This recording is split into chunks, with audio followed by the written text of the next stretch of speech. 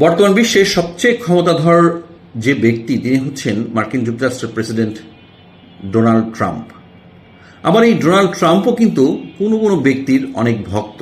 যেমন এই ডোনাল্ড ট্রাম্পের তিনি ভক্ত হচ্ছে CR7-এর, অর্থাৎ ক্রিস্টিনা রোনালদোর চরম ভক্ত হচ্ছে প্রেসিডেন্ট ডোনাল্ড ট্রাম্প।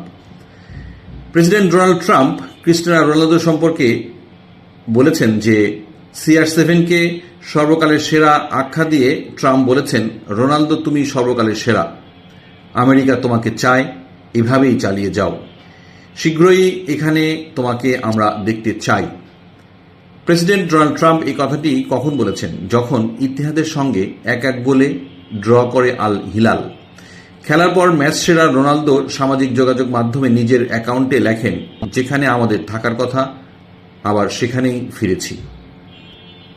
উল্লেখ করা যেতে পারে আল নাসেরের সঙ্গে রোনালদোর বর্তমান চুক্তির মেয়াদ 2027 সালে। এর আগে সংবাদ মাধ্যমে গুঞ্জন উঠেছিল সৌদি প্রো লিগ ছেড়ে যুক্তরাষ্ট্রের মেজর লিগ সরকারের